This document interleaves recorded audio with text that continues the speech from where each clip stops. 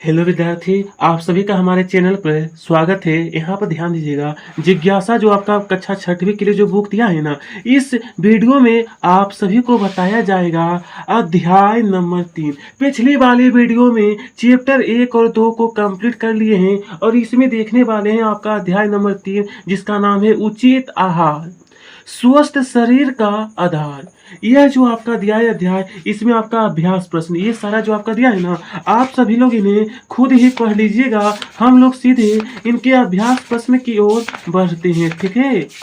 इस तरह से देखिए आपका अध्याय सारा चीज आपको दिया गया है। तो आइए यहाँ पर देखिए आपका सारांश दिया गया है, तो इसे आपको देखना है विद्यार्थी। हम लोग आ चुके हैं आपका आइए और अधिक सीखें। आइए और अधिक सीखें, हमारा यहाँ से क्वेश्चन शुरू होता है। देखिए क्वेश्चन जैसा कि कहा गया है ना, पहला नंबर ध्यान दीजिएगा कि निम्नलिखित में से असंगत को चुने। असंगत को चुने और बोला गया यहाँ पर कारण बताने के लिए, ठीक है। पहला क्वेश्चन जैसा कि कहा दिया गया है ज्वार, बाजरा, रागी और चना। तो इसमें से जो अलग है ना, उस पे आपको सर्कल लगाना है। तो आपको सर्कल यहाँ पर चना में लगा देना है। किसमें? चना में लगाना है। और यहाँ देखिए राजमा, मूंग, सोयाबीन, चावल। तो इसमें जो सबसे अलग होगा वो हमारा चावल होगा। जो देखिए अब इसका कारण बताना है। कारण बताए कि आपने इसी में सर्कल क्यों लगाए। विद्यार्थी देखिए कारण लिखना है। आप लोग यहाँ तो सिर्फ आपको सर्कल कर देना है, यानी गोल घेरा लगा देना है, लेकिन आपको कारण क्या करना है, अपने कॉपी में लिखना है। अपने कॉपी में लिखना है। यहाँ पर क नंबर दे, 1 नंबर देना है। यहाँ पर उत्तर लिखना है। क्वेश्चन नहीं भी लिखिएगा कॉपी में कोई दिक्कत नहीं, सिर्फ क नंबर देना है। यहाँ पे लिखना है चना। चना लिखना है कि यह मिलेट नहीं है। मिलेट का मतलब यह मिलता नहीं है।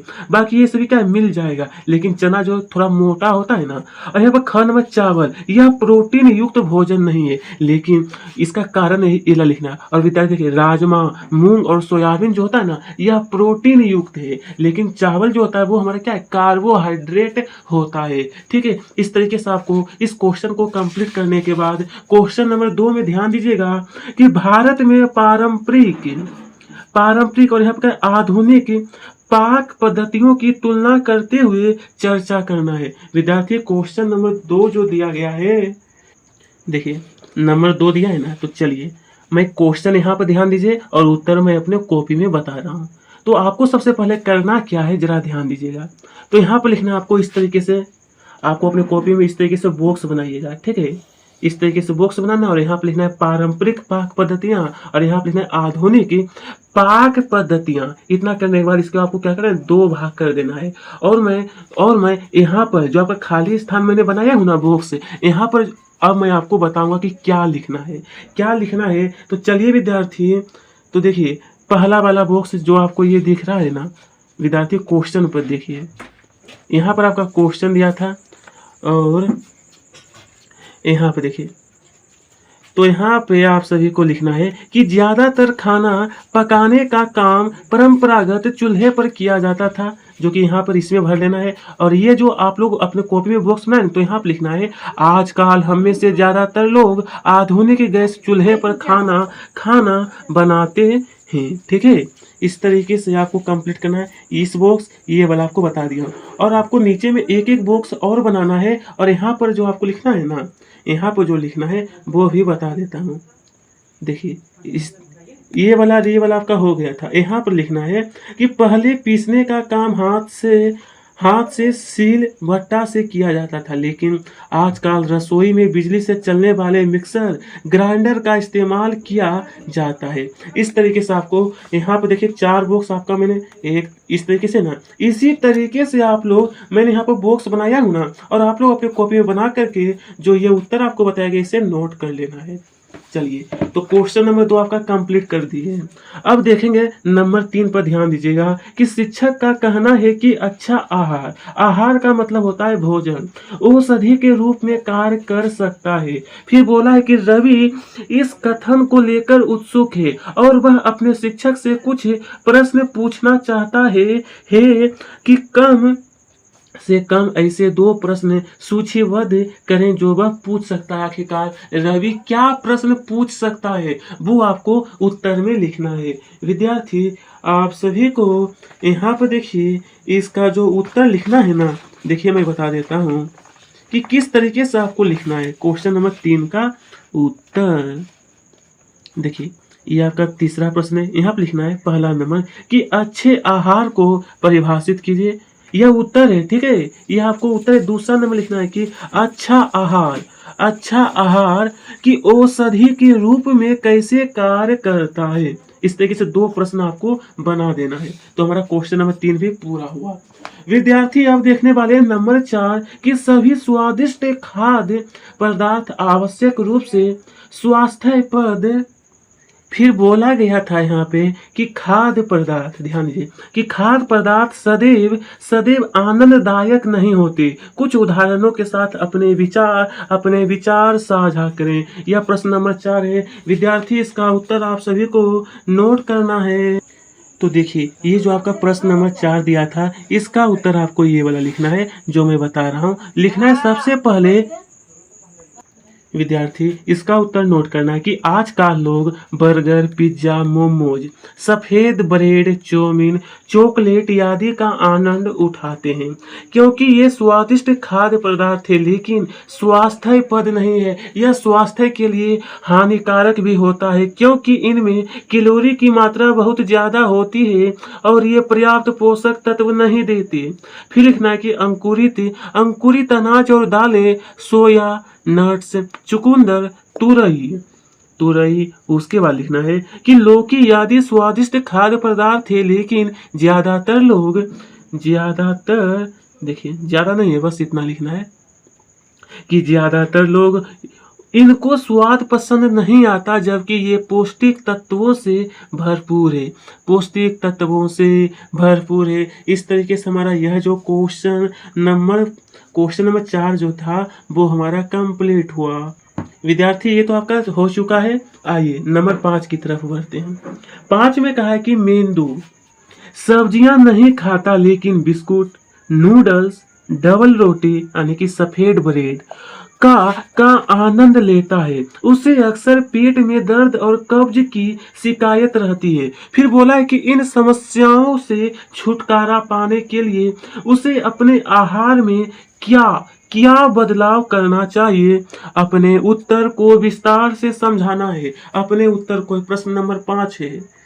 देखिए कितना अच्छी तरीके से मैं समझाने का प्रयास करता हूँ। सामने में आपका प्रश्न है और आपके सामने में उत्तर भी बता रहा हूँ कि किस तरीके से लिखना है। तो लिखना है उत्तर, देखिए प्रश्न 5 का, उसे सभी प्रकार की दालें, पनीर, फल, दूध, दही, पत्तेदार सब्जियां, एक सेकेंड, हाँ, पत्तेदार सब्जियां, चावल, साबुत अनाज और मेवे आदि खाने चाहिए। ठीक है विद्यार्थी, तो चलिए अब आगे की ओर बढ़ें। अब आगे की ओर देखते हैं। अब प्रश्न नंबर 6 की ओर देखते हैं हम लोग, ठीक है।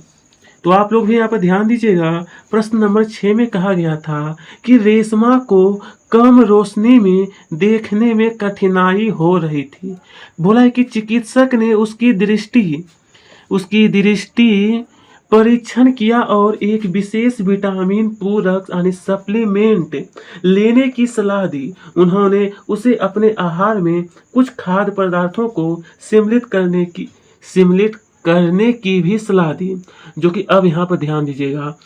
पहला क्वेश्चन है कि वह किस अभावजन्य रोग से पीड़ित थी। यह आपका क्वेश्चन है, ठीक है, कि वह किस अभावजन्य से। दूसरा क्वेश्चन, पहले क्वेश्चन देख लीजिए उसके बाद उत्तर बता देता हूं। दूसरा क्वेश्चन कि उसके आहार में किस घटक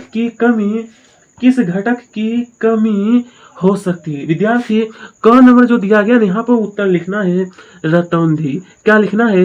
रतौंधी। यहाँ पर आप सभी का रतौंधी भरना है नंबर क में। और ख नंबर जो है, ख नंबर यहाँ पर आप सभी को लिखना है विटामिन लिखना है विद्यार्थी, विटामिन ए आपको आप लोग भरिएगा। देखिए यहाँ पर अच्छी तरीके से मैं यहाँ पर थोड़ा सा फोकस कर देता हूँ ताकि आपको समझ में आ जाए। विद्यार्थी यहाँ पर लिखा हुआ है विटामिन, ठीक है, समझ में आ गया ना, विटामिन ए है, ठीक है। और ग नंबर में कहा है कि कुछ खाद्य पदार्थ किन्हीं 4 का सुझाव दें। इन्हें इस समस्या को दूर करने के लिए उसे अपने आहार में सम्मिलित करना चाहिए। यह जो आपका क्वेश्चन दिया गया है, तो इसका उत्तर देखिए मैं बता देता हूं कि आपको किस तरीके से लिखना है, ठीक है। देखिए नंबर को में तो आप सभी लोग भर लिए थे ये वाला कि रतौंधी 1 नंबर का उत्तर हो गया था। ख नंबर जो आपका क्वेश्चन दिया गया था, ये देखिए ख नंबर, तो यहाँ तो आपको विटामिन ए भरना है। और ये ग नंबर जो क्वेश्चन दिया इसका उत्तर देखिए कि गाजर, पालक, आम, मीठा आलू, शकरकंद, पपीता और दूध आदि। ठीक है, ये हो गया आपका, ये 6 नंबर भी आपका कंप्लीट है। विद्यार्थी अब 7 की ओर बढ़ते हैं। प्रश्न 7 में कहा है आपको निम्नलिखित पदार्थ उपलब्ध कराए जाते हैं।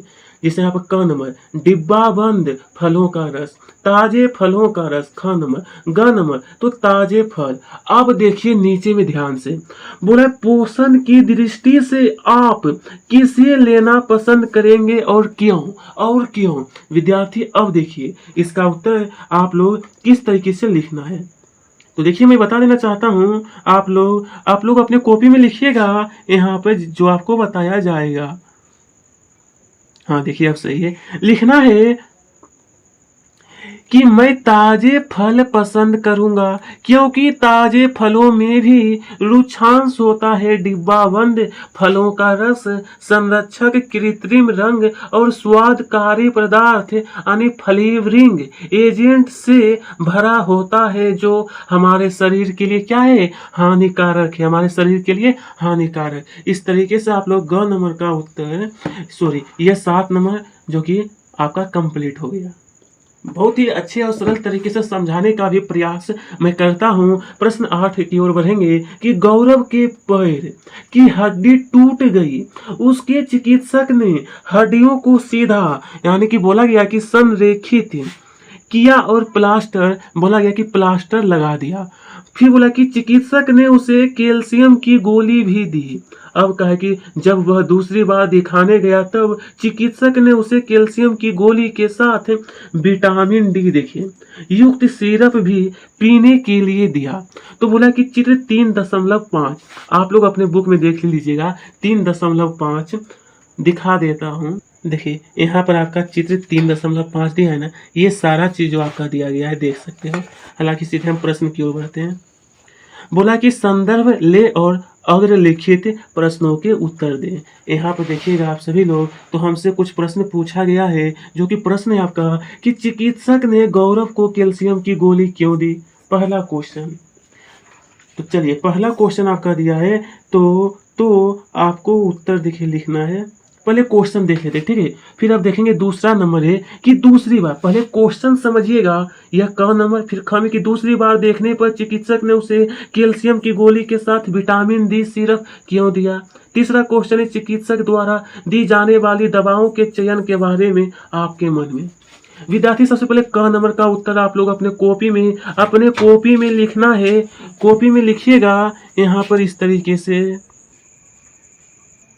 तो विद्यार्थी हम सभी लोग एक एक करके उत्तर लिखते हैं। पहले हमको क नंबर जो दिया है ना, इसका उत्तर देखिए ये वाला आपको देखिए यहाँ पर जरा ध्यान से देखना है आपको। ये जो क्वेश्चन है क नंबर, इसका उत्तर देखिए है कि कैल्शियम हमारी हड्डियों का एक घटक है और यह टूटी हुई हड्डियों को जोड़ने और हड्डियों को मजबूत रखने में सहायता करता है। यह क नंबर का उत्तर हुआ है। फिर देखिए ख नंबर आप लोग बुक को अपने किताब में देखिए, दूसरी बार देखने पर चिकित्सक कैल्शियम की गोली के साथ विटामिन डी सिरप है ना। विद्यार्थी देखिए यहाँ पर देखिए, यह क नंबर का उत्तर मैं बताया था अभी आपको।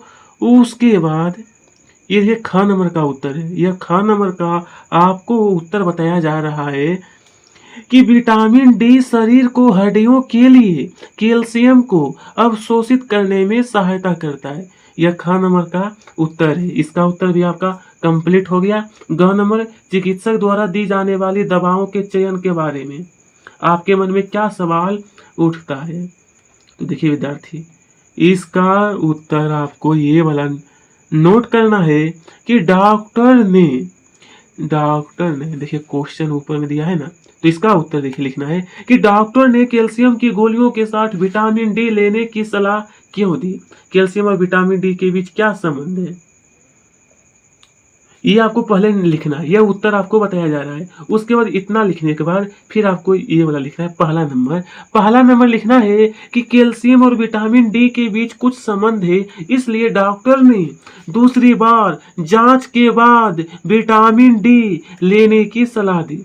यह पहला पॉइंट। दूसरा पॉइंट, एक और पॉइंट लिखना है, डॉक्टर ने उसे विटामिन डी यानी सिरप और कैल्शियम की गोलियां दी, इनसे उसका फ्रैक्चर जल्दी ठीक हो जाएगा। ठीक है, इस तरीके से हमारा यह कंप्लीट हुआ। क ख ग। प्रश्न संख्या 9 की तरफ अब देखने वाले हैं। तो विद्यार्थी आप लोग देखिए, चीनी क्या है? चीनी, जैसा कि बोला गया है कि चीनी कार्बोहाइड्रेट का एक उदाहरण है। चीनी का परीक्षण जब आयोडीन विलयन से किया जाता है, लेकिन इसका रंग नीला काला नहीं होता। इसका संभावित कारण क्या हो सकता है? संभावित कारण पूछा गया है कि क्या हो सकता है। तो इसका उत्तर देखिए, ये आपको नोट करना है। प्रश्न संख्या 9 का उत्तर देखिए, बुक यहाँ पे, ये आपका क्वेश्चन, ये रहा इसका उत्तर। ध्यान से नोट करिए कि आयोडीन घोल मंड यानी स्टार्च की पहचान करता है, और स्टार्च एक प्रकार का, एक सेकेंड रुकिएगा, देखिए, हाँ अब सही है ना, कि स्टार्च, देखिए एक सेकेंड रुक जाइएगा, पता नहीं क्या हो रहा है। अब सही कि स्टार्च एक प्रकार का कार्बोहाइड्रेट है। चीनी में स्टार्च नहीं होता, इसलिए रंग में कोई बदलाव नहीं होता। ठीक है, ये हो गया आपका प्रश्न संख्या 9 कंप्लीट हो गया है। 10 नंबर देखेंगे कि आप रमन के इस कथन के बारे में क्या सोचते हैं। सभी यानी मंड यानी स्टार्च कार्बोहाइड्रेट है, लेकिन सभी, ध्यान दीजिए यहाँ पर बोला कि सभी मंड जो है ना यानी स्टार्च कार्बोहाइड्रेट है, लेकिन सभी कार्बोहाइड्रेट मंड नहीं है। अपने उत्तर की जांच करने के लिए किसी क्रियाकलाप की योजना का वर्णन करें। Question number 10। तो देखिए दोस्तों, इसका उत्तर आप सभी लोग इस तरीके से लिखना है। क्वेश्चन नंबर 10 था ना, तो देखिए लिखना यहाँ पे कि स्टार्च एक प्रकार का कार्बोहाइड्रेट है। अन्य प्रकार के कार्बोहाइड्रेट में ग्लूकोस, फ्रुक्टोस, माल्टोस, सुक्रोस आदि शामिल है। यदि हम इनका परीक्षण आयोडीन के साथ करते हैं तो भी आयोडीन में नीला काला रंग नहीं दिखाते, क्योंकि चीनी एक प्रकार का कार्बोहाइड्रेट तो है लेकिन स्टार्च नहीं है। चीनी कार्बोहाइड्रेट है लेकिन स्टार्च नहीं है। इस तरीके से प्रश्न संख्या 10 हमारा पूरा हुआ। 11वां क्वेश्चन, प्रयोगशाला में आयोडीन का प्रयोग करते समय आयोडीन की कुछ बूंदें मिट्टी के मोजे पर तथा उसकी शिक्षिका की साड़ी पर गिरी। तो बोला गया है कि साड़ी पर आयोडीन की बूंदें नीली काली हो गई, जबकि मोजे पर आयोडीन का रंग नहीं बदला। इसका संभावित कारण क्या हो सकता है? विद्यार्थी क्वेश्चन नंबर 11 है, ये देखिए 11, इसका उत्तर आपका, ये आपको नोट करना है। देखिए प्रश्न के साथ उत्तर देखिए किस तरीके से आप सभी लोगों को अपने कॉपी में लिखना है अपने कॉपी में कि साड़ी में स्टार्च होता है, जिसका प्रयोग संभवतः कपड़े की फिनिशिंग प्रक्रिया में किया जाता है। स्टार्च आयोडीन के साथ क्रिया करके नीला काला रंग बनाता है।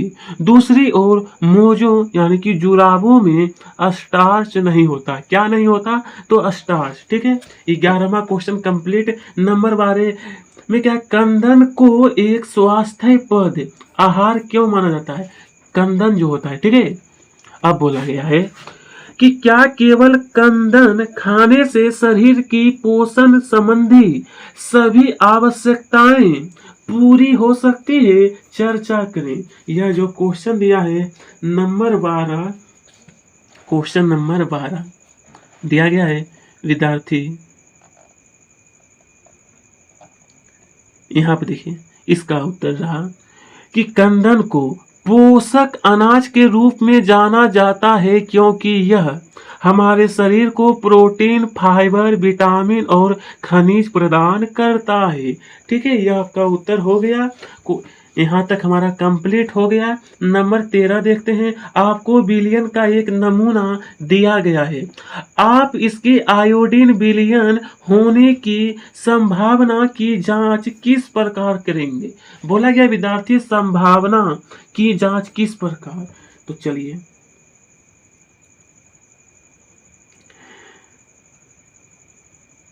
यहाँ पे ध्यान दीजिएगा, ये आपका क्वेश्चन दिया था ना, यहाँ पर उत्तर लिखिए नंबर 13 नंबर। ठीक है, कि जब किसी विलयन का नमूना यानी स्टार्च के साथ नीला काला रंग देता है तो वह आयोडीन विलयन है, अन्यथा नहीं। इसी के साथ हमारा प्रश्न संख्या 13 कंप्लीट होने के बाद कहा और भी सीखें। बस इतना आपके लिए काफ़ी है। मैंने अभ्यास प्रश्न आपका अध्याय यानी चैप्टर नंबर 3 आपका कंप्लीट हो गया। आप सबका